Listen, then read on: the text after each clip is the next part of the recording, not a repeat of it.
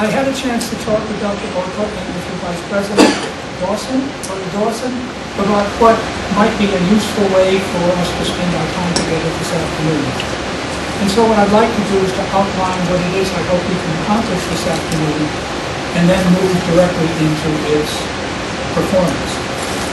I want to tell you a little bit about the whimsical title, because it may not be as whimsical as you may think once we have a chance to grapple with it.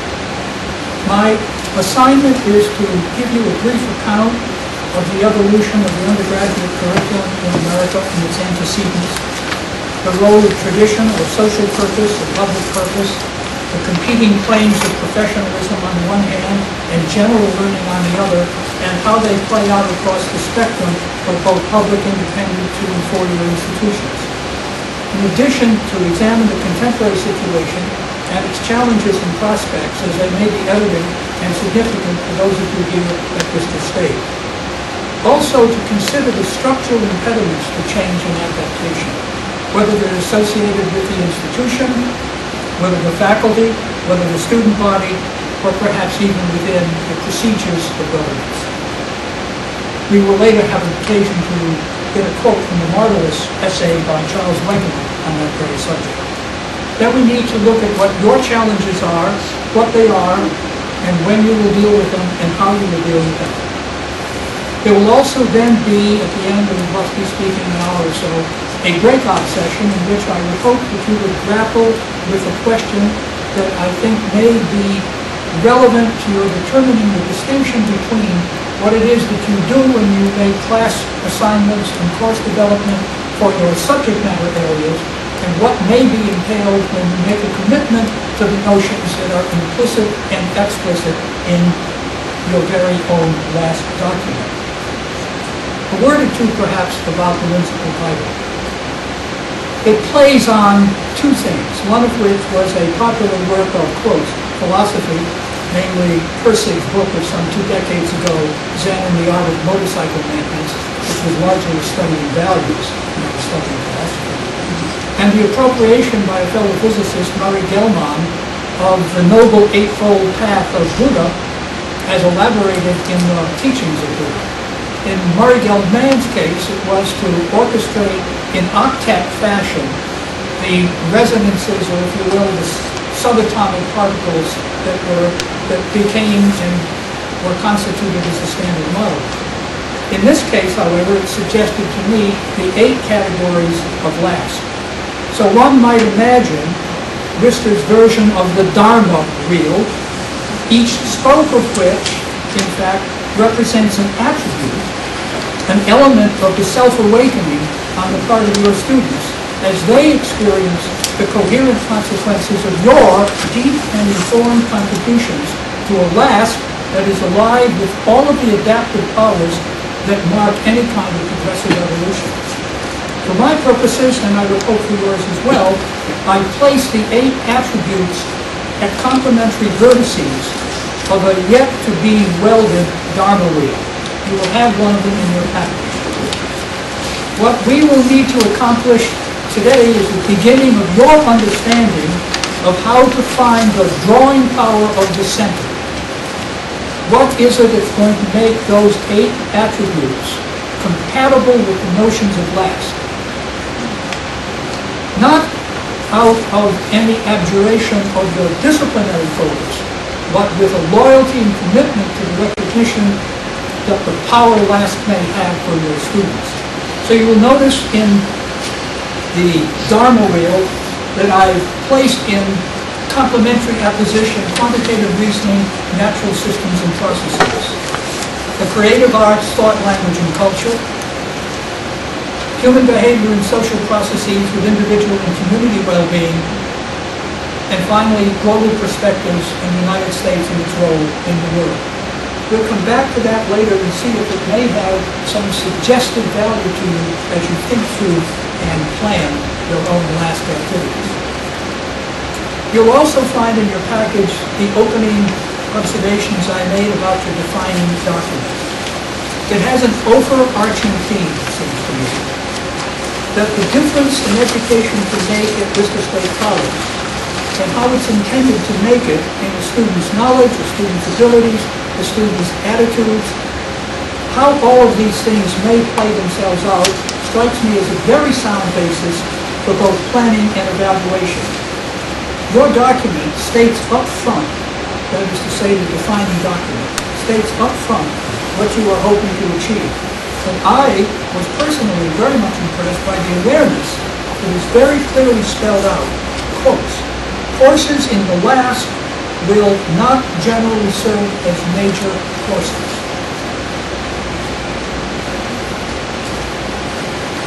Courses in last will not generally serve as major courses. And when we get to our work session at the end, I'm going to try to make that vivid by an example that will call upon you to think about the distinction between a course you need in a major and your contributions to last. The document comment I have, I'm not going to read it.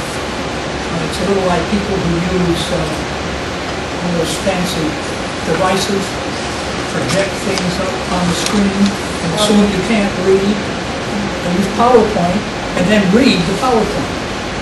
Seems redundant to me. So you have my observations on your defining document, and I conclude that my observations by saying, you, the heart and the soul of the college. This is your college. It doesn't belong to anybody else. It belongs to you.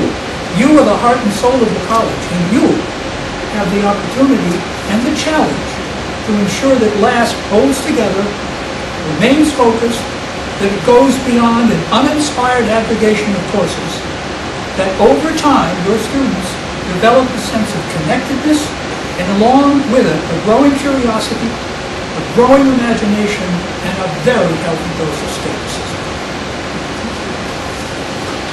Now, what does that mean for us? That being the case, it seems to me that the agenda that is before us is one that includes the following. To see if we can better understand how to design de novo or redesign existing courses that in fact meet the prospects and challenges of LASP. We need to discuss and appreciate what the liberal arts and sciences mean for the college, for its students, and also for its faculty. We need to be open to questions of pedagogy and the academic and instructional climates. We need to ask ourselves what LASP invites as consequences to students, and how, when we respond, we gain a measure of confidence, or at least some knowledge, concerning the results. If you will, the student learning outcomes and their assessment. One consequence of which is, at least in my estimation, that we need to be, first of all, clear about the LSOs.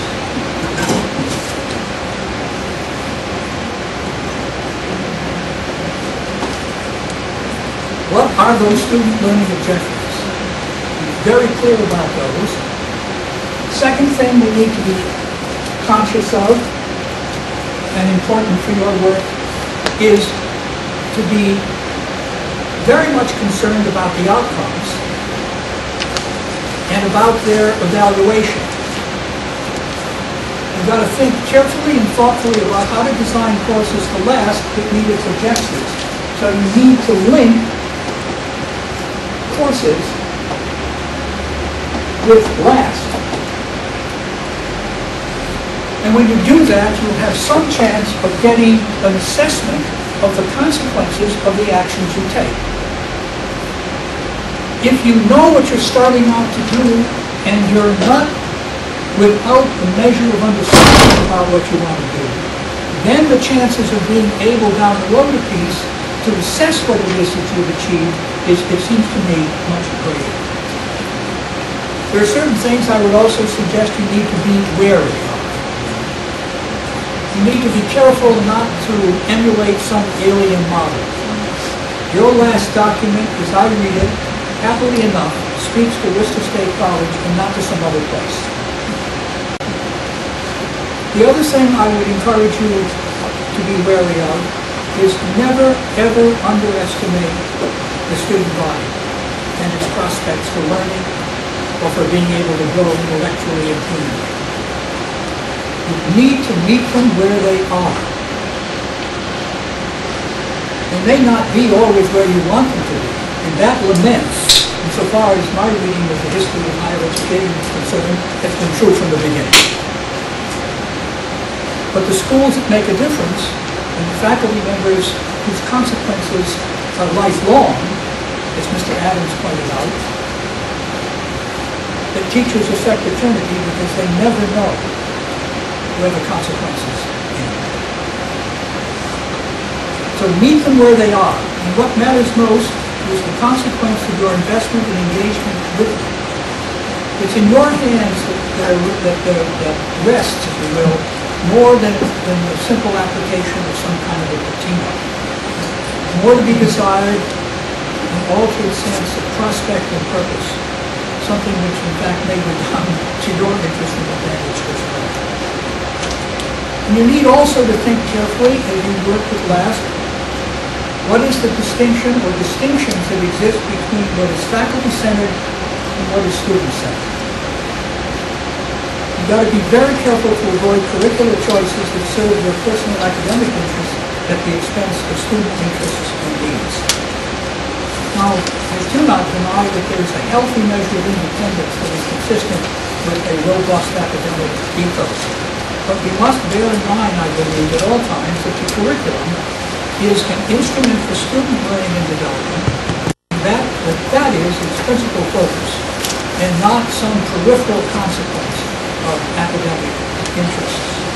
Mr. Wegener, in his book, Liberal Education in the Modern University, makes the following observation. If you permit me to do so, I will quote it. As we have just discovered, the effort to locate a pedagogical object for a liberal education turns into a discussion of curricular and institutional procedures and structures. But it is too easy so soon as Pandora's box of institutional resources, curricular organization, and political devices has been opened to get what in another more fundamental sense is the pedagogical or educational object of any educational situation, the students. Students are the object of any educational procedure in the sense that it is on them the curriculum and the teaching bear. They are the recipient of whatever influences educational processes exert. They are those who are to be changed and molded by their experience as students. This sense of object is a passive, but this sense of object seems to carry the disturbing implication that the student is a passive recipient of whatever formative influence education may exert, manifesting himself or herself at most by some recalcitrance. A far more important sense in which students are the object of a liberal education is that they are its purpose, its objective, not only in the sense that they are the vehicle of the purposes at which such an education is directed, but in the radical sense that the purpose of a liberal education is to found, enlarge, and stabilize in individuals the capacity to have purposes, to order and discipline their purposeful existence, to give them, in the fundamental sense, control of their intellectual powers. I can think of no better statement that I have read in my experience that captures the essence of what it means to be a profoundly engaged and effective faculty member. There are other things that might be worth keeping in mind. Be aware of your own history, your own present circumstances, which means your size, the mix of your residential and community students, the distribution of majors among the curricular options that currently exist at the college. You need to be conscious of what curricular influences are, both those that are external and internal. There are a number of clearly external factors that play on what you're able to do. There are general influences that come, let us say, from the public, from varieties of social organizations that are concerned with the nature of higher education. The external influences relate to the job market in a very natural sense. They also relate to the academic influences, intellectual and academic influences that bear upon your own interests, your learning professional societies, all the others that are interested. There are regulatory functions sitting out there in governments, accrediting agencies, collective bargaining. All of these things bear directly on what you can do in your college curriculum. You're not given free license to do anything you wish. There are clear opportunities and restraints, and many of them are internal. And right now, it seems to me those are the ones who perhaps we're going to focus on most. The influences on the curricular development include departments. If you're organized in colleges or divisions, those interests. There are academic officers, presidents, deans, and others who have an influence. Clearly, individual faculty members do. In this day and age, students as well. And then there is, of course, the great invention of the undergraduate, the extracurricular. You are, it seems to me, relatively small and can, therefore, have a closer and far more engaged relationship with your students, an opportunity to act more directly to create the conditions for learning, to be accessible well beyond the classroom or the laboratory, to be present and to function with an open door. Never underestimate the power of the model. Never underestimate the influence of your behavior, the choices you make, everything you do, from the simple matters of appearance to the matters of conduct. Students are often engaged directly with the personality and seek, when they see value in that personality, to model themselves as closely as possible. Whether it leads to a decision to major in that subject matter area is almost secondary. There are any number of individuals, perhaps in this very room, who may have majored in subject X, but if asked to remember a faculty member who had a particularly strong influence on them, might very well find somebody in another discipline. Because something about that man or woman, something about what she was able to perform as a person, lasted longer than whatever someone else may have given them as a skill set. Never underestimate your behavior. When you're there, when the door is open, when you take seriously the interest of your students, when they come to you concerned about how to take advantage of last, and you are given to I don't know what to say this. When you make it clear to them that you have a profound dedication to what last is trying to achieve, then they're going to get that message. And it's going to influence choices on their part.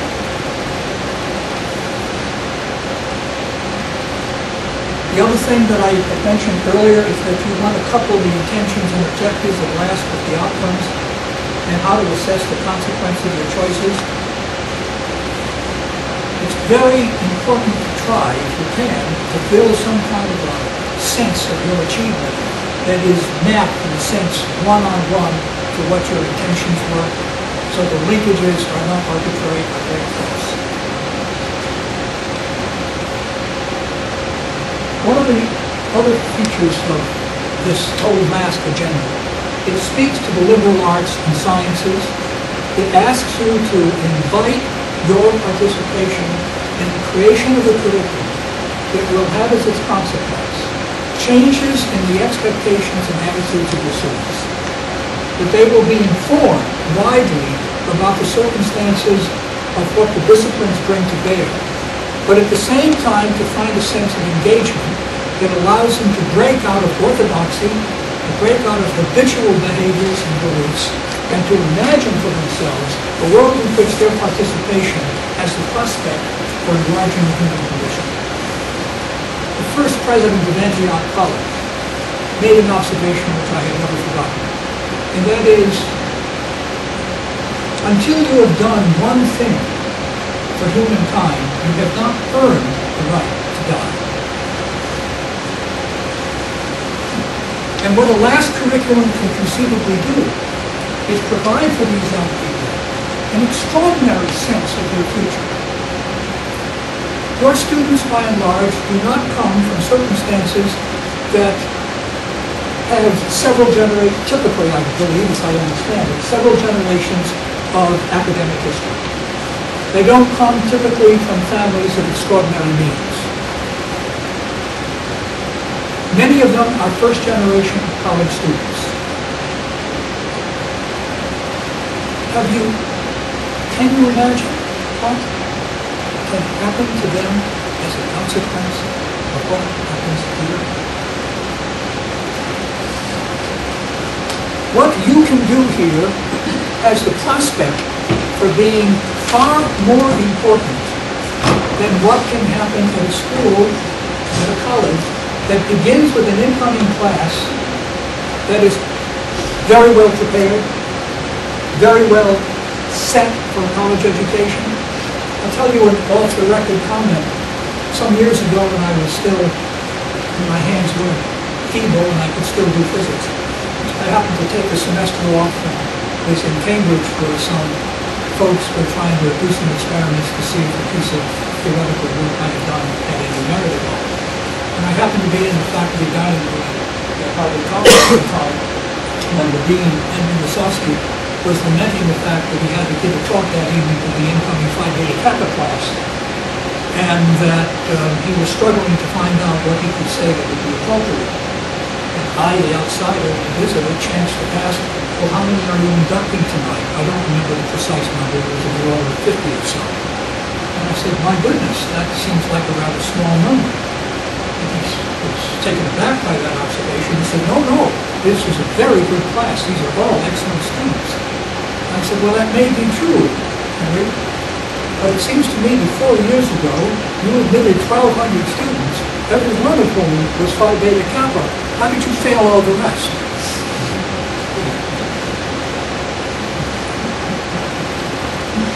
It's the difference between what crosses your threshold as a freshman and what leaves as a senior that makes all the difference in the world. And in your college, the potential for that change is so great that to miss the chance of getting involved in it is almost sinful. And LASK is a vehicle that you don't have right now, but you will have if you will help Dr. Rocco make it happen. You have the possibility of leaving a legacy of this college that I dare say no other faculty has had. And it's in your hands. It's your college. You're the ones who can make it happen. And you've got to be invested. And you're going to get help.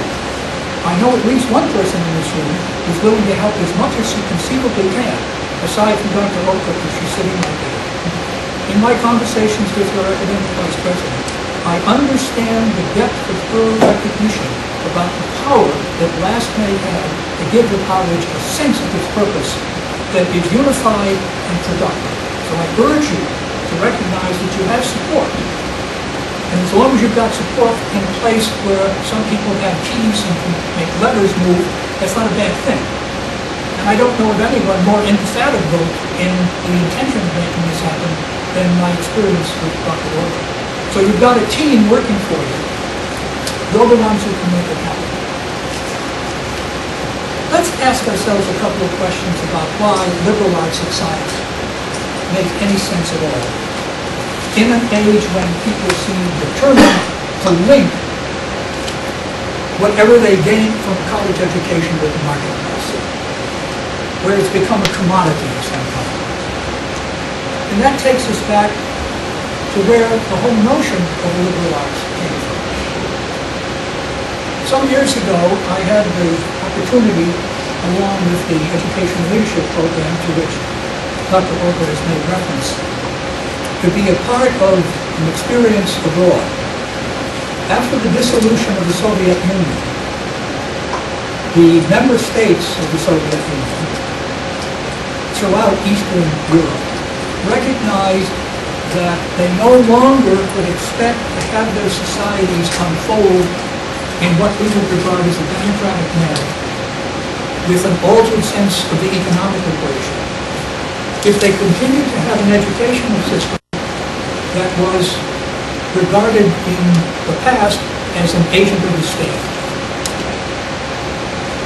where if you were an economist, that's all you studied. If you were a business executive, such as they might be, that's all you studied. If you were an engineer, that's all you studied. And the state decided how many of each of those was needed, and thus doled out the shekels to those that were needed in order to make it happen. The leaders of the educational institutions, the universities, of the former Soviet Union said, no, no, the generation that now will succeed us has to understand how to live in a world where the complexities of a democratic system will be necessary for them to both navigate, comprehend, and work with. So what we need to do is to create a situation in which these young people are not disciplined down. They need to have disciplinary competence, but they need to have something far more important. So they petitioned the leadership program, since some of them have been here for some of their seminars, to set up some meetings with 4 of them, one in New York along the way, but the first 3 were in Budapest, in Prague, and in Warsaw. You can't imagine what a sensation it was to have academic leaders from the Baltic states through Central Europe to Romania and Bulgaria, to all the stans out on the western or eastern periphery of the former Soviet Union, to Russia itself, not the Soviet Union, but to Russia itself, who recognized that they needed to go back to the founding beliefs of the liberal arts, because that was probably the best way in which they could reform their educational system to allow students to become functional citizens in a post-Soviet world. Do you know what they call their organization? Artes Liberales. And it began with a recognition of where that whole notion came from. I'm sure there are many of you in this room who know more about this than I ever will, but nevertheless, let's go back, let's say, to Greece and Aristotle's Ethics. In the Ethics, written in 350 BC, there is an instructional observation. I quote, "All would agree that the legislator should make education of the young his chief and foremost concern." And there were 2 essential reasons for that, one of which was political, of course, because the notion is that those who were involved in education were the ones who were both going to form and sustain the state. The second reason, of course, was moral, because they believed that absent the cultivation that this sort of study would provide, that there was no guarantee that citizens would act with conscience and what in those days was called goodness.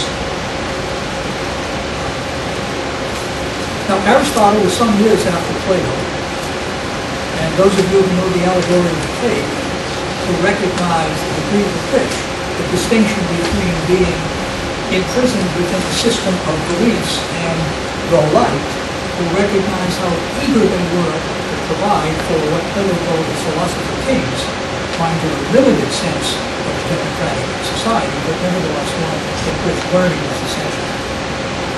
If we go across several centuries to Rome and think of ourselves in the time of Seneca, it was Seneca who reinterpreted Artes Liberales to mean something different. Liberating in the sense that it was liberating for everyone. The notion of the liberales part of liberal arts is not that it is contrary to conservative. There isn't a liberal arts and sciences and a conservative arts and sciences curriculum. Liberating here, best understood from its Latin root, is liberating. Its objective is to provide the students who are participating in this activity with a sense of freedom. Seneca's notion is that it would liberate you from the bondage of habit and of custom. Therefore, you can function as citizens in the whole world. And the degree to which our students now need to be able to imagine themselves in the whole world suggests that a broadened base for their educational understanding is probably as critical as anything that we might be able to bring to their attention. Seneca, of course, was not always, he was a tough guy. And Nero didn't like him very much. So he fell out of favor with Nero, and that was in 62 BC. And 2 years later, in 65 AD, he decided he had enough and not with Hemlock, but with his predecessors. Now, where does the American experience of all this begin? Now, a few miles to the east. In 1636, the founding of what eventually became Harvard College. And its purpose, as I understand it, was to, quote, advocate learning and perpetuate it into posterity. Now, how big the first graduating class was? 9 students. And they were all taught by the president. And they had classical languages and literature in the Bible. And you can think of Harvard as having begun with the notion of the liberal arts, but it also had a very clear and important practical function.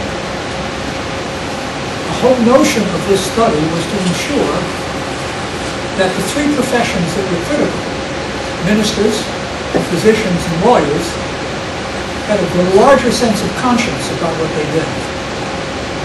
I've always been amused by that particular trilogy. I guess the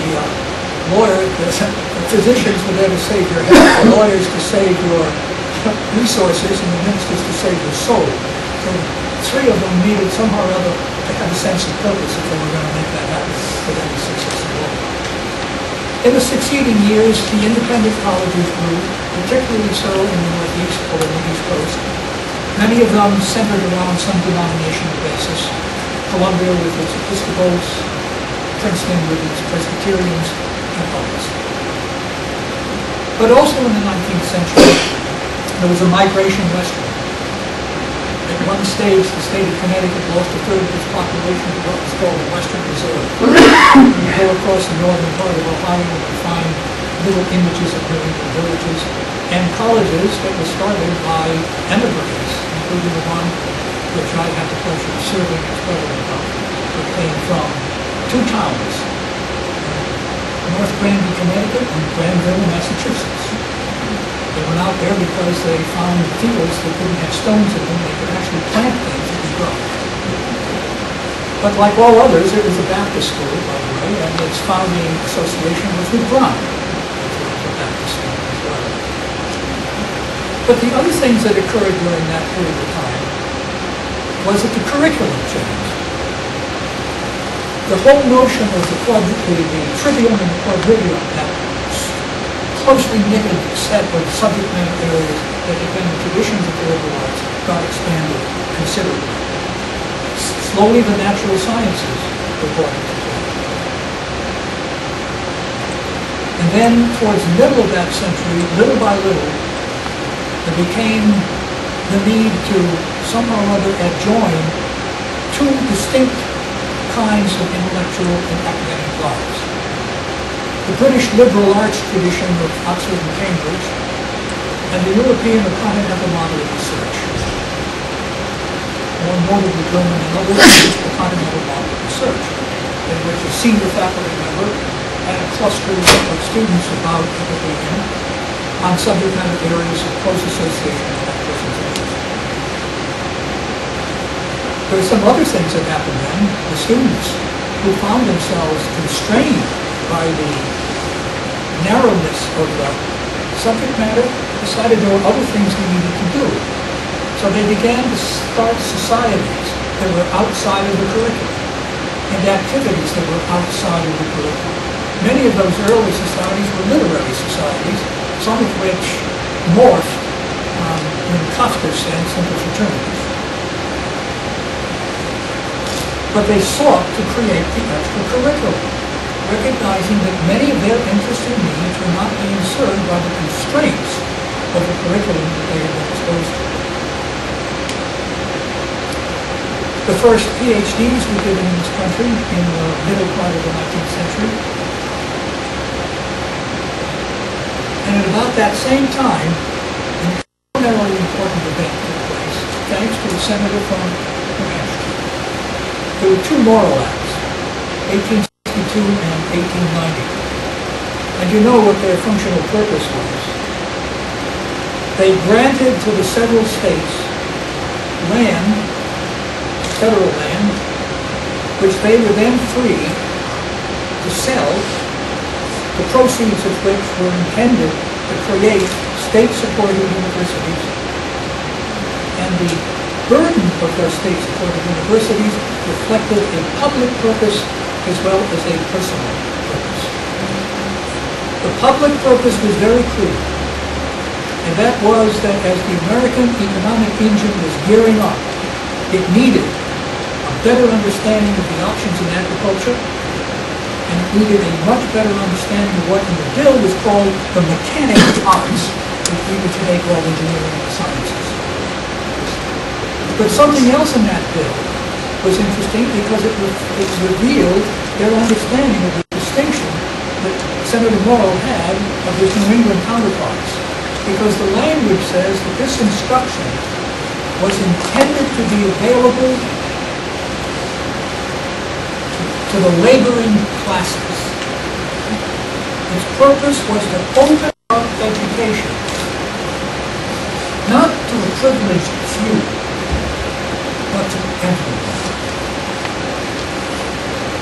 That has been both the great strength of American higher education and one of its most difficult problems.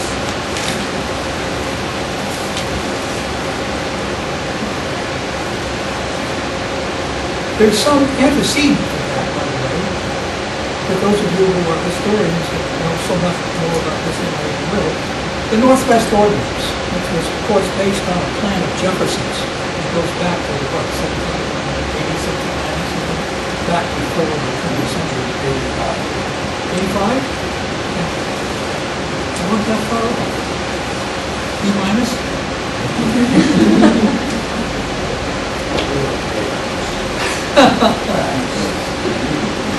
Good idea. The Northwest Ordinance had a heavy influence on education, and the main liberal arts and science building at Michigan, Angel Hall, named after its president, has a statement from the Northwest Ordinance inscribed in the script above the main portals entrances, that education being vital to the welfare of the community, that schools shall forever be established and supported. From 1870 on, we find the wedding of the liberal arts, as I mentioned earlier, with the European conception of the research university. In fact, there were universities started then whose only purpose, whose functional purpose was research. When William Randy Harper was picked up and brought to the Little Baptist Seminary in Chicago and said, create a university, the University of Chicago was predicated on the importance of research, for example. Coit Gilman at Johns Hopkins started a university where it was declared up front that there will never be more undergraduates than graduates.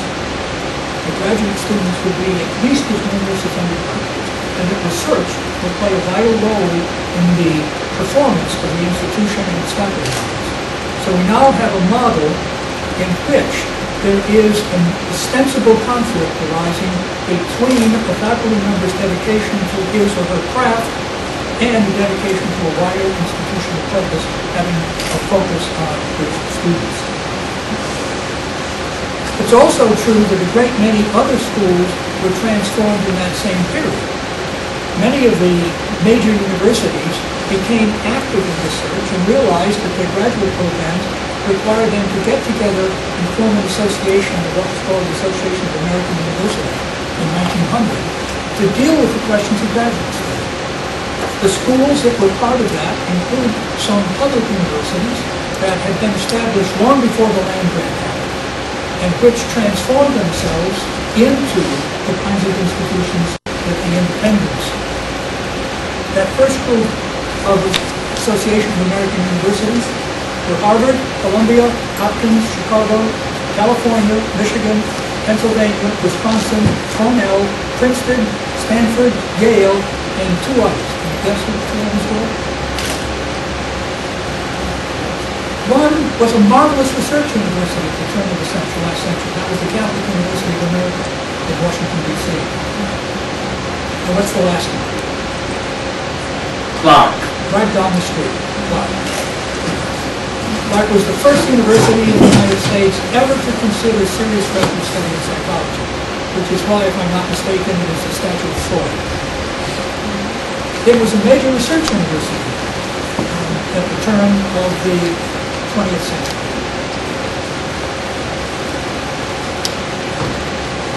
And in the 20th century, there was an extraordinary expansion of opportunity. Two-year institutions came into existence. There was a gradual erosion of the systems of quotas that were practiced by many of the independents to keep the quotes undesirables out, or at least to keep them limited so they couldn't constitute any kind of effective body learning or behavior. There was also an expansion of programmatic offerings, for example, business. One of the most interesting essays I've read is one of Dr. North Whitehead's, who in 1928 wrote an elaborate essay justifying the decision to put a school of business in Harvard, arguing that it was necessary if those who were to be a part of the American business enterprise to be schooled in ways that gave them more than technique. That what was critical is that they acquire a sense of responsibility in the Platonic sense of goodness, so that they would act honorably and responsibly, and you wouldn't have $700 million bailouts. But that's also occurred in undergraduate schools. So you have an undergraduate business program at this college, and a number of others that are really quite closely linked to some form of immediate certification in the world of employment. So there is always the question of how, in an environment where there is that linkage, to be clear about the power and authority of the liberal arts and sciences in crafting for those who become the agents of activity, to be driven by a sense of moral purpose, if you will, or at least ethical responsibility, something beyond their own self-interest. So they function in a way that leaves you with a measure of confidence that in some sense they are doing good. They may do well, but it's also important that they do good. And goodness is something which the struggles to understand the difficulty and complexities of a good liberal dialogue bring to bear. So we need to be clear about the distinction between education and training. I don't suppose there's anyone who could ever gainsay the importance of the GI Bill.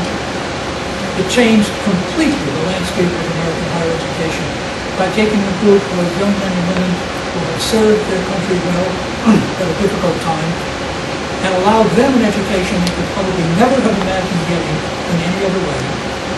I happened to be in undergraduate school during part of that period, and I can assure you of one thing.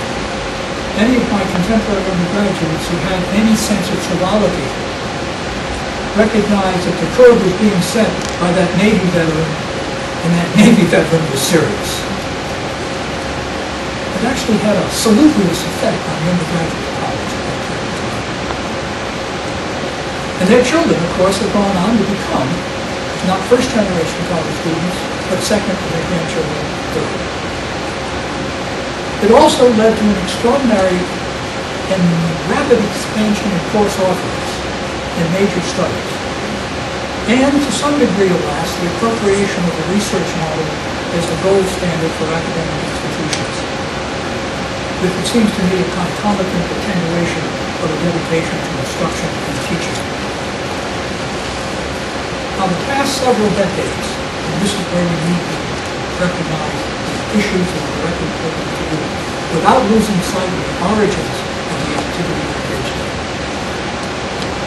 To me, at least, some of the developments that are of importance for you are, first of all, an expansion of curricular offerings, notably in the intersection of disciplines, an increasing focus on global concerns, and what you might call cross-cultural studies. Another one that is critical to the academy, writ large, is the consequences of postmodernism on the culture of the academy. Also, the notion that the college is a commodity, the long-term value of which outweighs the initial investments in both income and time. Students as customers, you hear that, right? Students as customers, with corresponding accommodations by the institutions, often related mostly to creature comforts.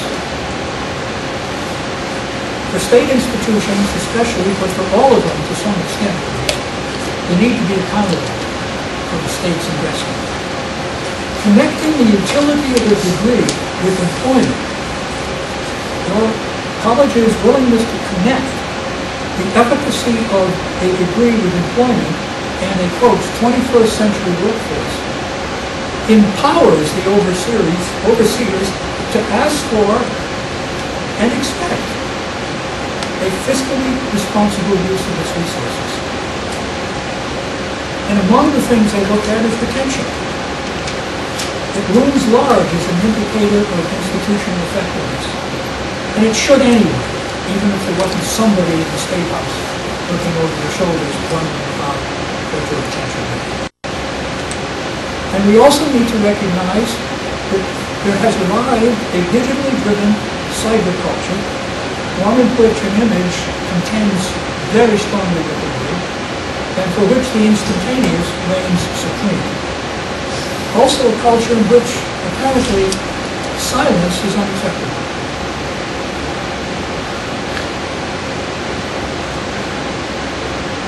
Now let's ask ourselves the relationship between all of this stuff and the Dharma. Is our Dharma. When you look at the Dharma wheel,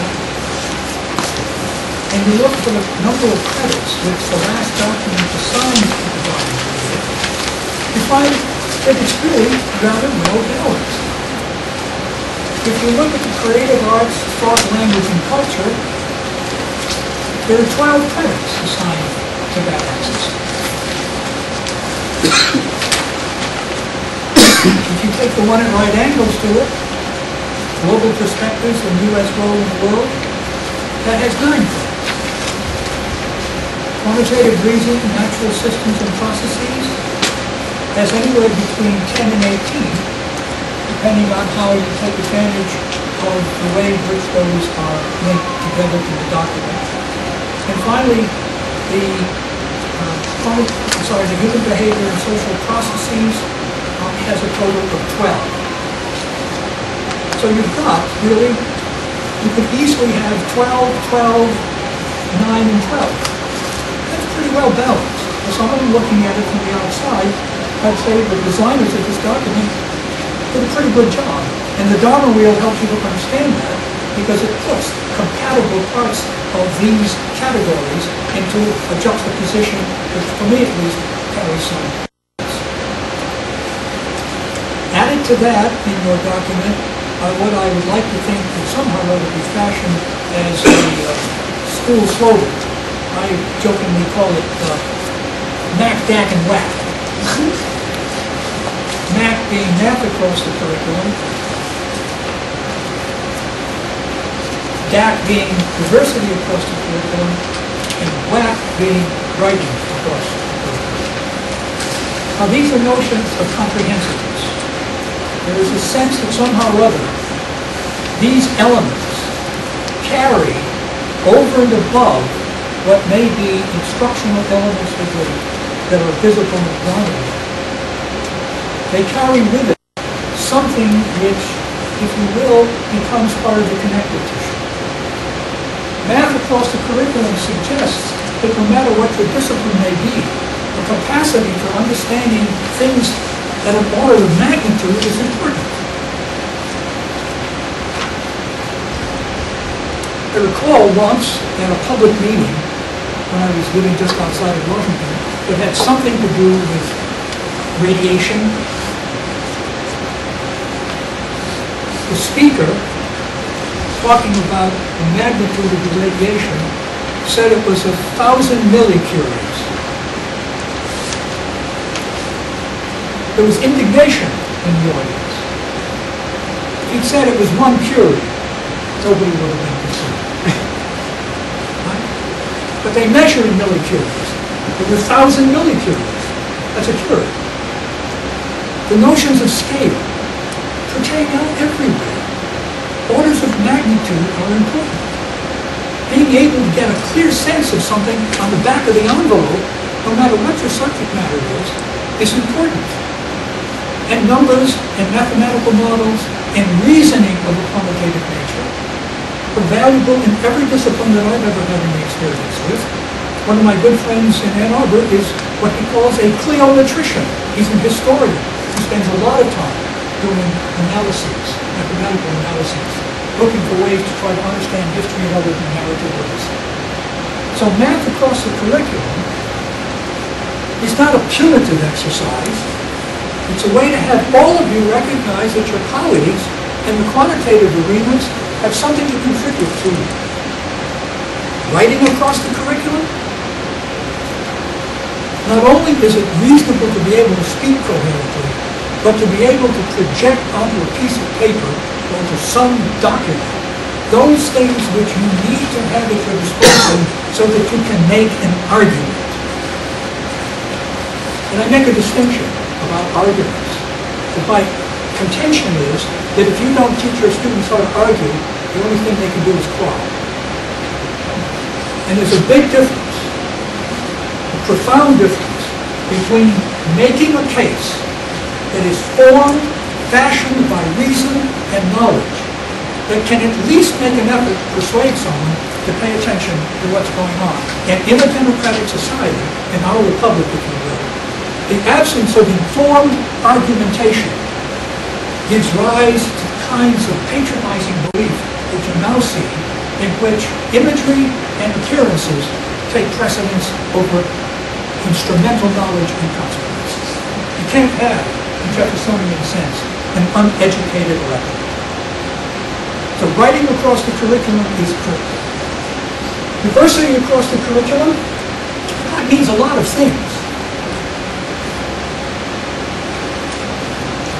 It means more than a simple contemporary trilogy. It means, in fact, a variety of opinions. Diversity in appearance, yes, we need to improve. It's manifestly important to improve. And to be sensitive to the distinctions that people bring and to the contributions that their culture adds to our common weal. But we can't do it with only one view of what the result must be. There must be at least as much attention given and as much consideration given to people who think differently and who have a happy sense of skepticism.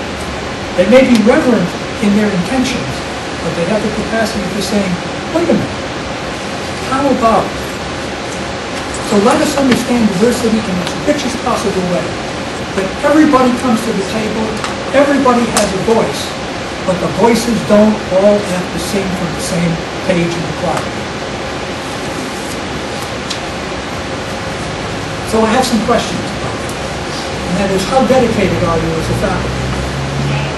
Will you find common ground, at least enough to ensure compatible outcomes without a sacrifice of individual, intellectual, and academic personalities? But you're going to limit these to roughly 20, and the subject matter areas are going to be whatever the faculty member wants. They're not part of the original curriculum. So they're all going to be different. It might be nice to have at least something among them be, if not the same, at least compatible. And then there's the capstone experience.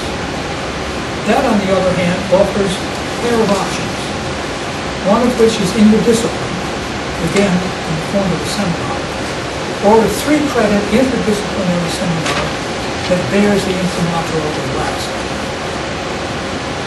Particularly interesting, and perhaps you would agree illustrative, is the prospect of a seminar led by several faculty members representing the disciplines that are involved. Now, the language of the document says that the seminar will be taught. If I had written the document, it would not be taught, it would be led. It would be what? Led. You don't teach in a seminar. You do by example. What you do is to invite them to come to grips with the substance of the subject matter, to become engaged in an appreciation and analysis of the subject matter, and to teach one another by virtue of their recognition. By the time they're senior from post, they're in a position to do that. They'll bring some informed judgment to bear. And what the faculty member needs to do there is to make sure that every voice is heard, to ask every now and then a probing question that may not have arisen on its own within the context of the meeting.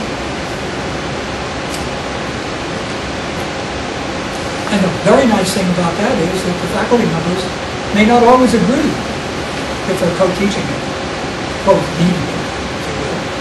Because they may have a different view. It would be very healthy for a group of students to be in a seminar in which faculty member A turns to faculty member B and says, I know you're a nice guy, but I think you're nuts. It can't be that way. Consider boom, boom, boom, boom. Have you read boom, boom, boom, boom? At which one student says, yeah, I have, and I think he is right. And the next thing you know, you've got the most precious thing you can have in the academy. People connected to ideas.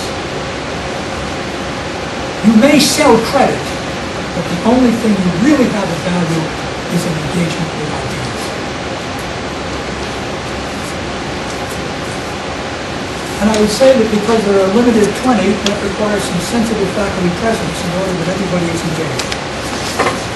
If I have any questions regarding the 8 content areas, they may reflect my lack of intimate understanding of the college, its departments, and the prevailing sensibilities among and across the disciplines.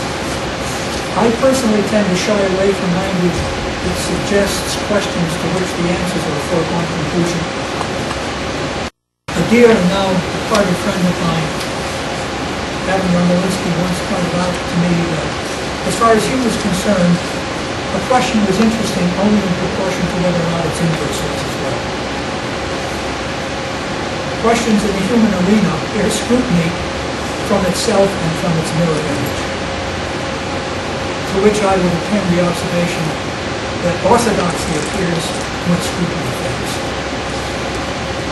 But in the final analysis, you have a document that holds great promise for giving college an opportunity to develop a new equation of teaching and learning, a new culture of engagement and adventure, a new romance between knowledge and imagination. Now we've got to do some work. So let's turn to an understanding of how to distinguish between a healthy business as usual attitude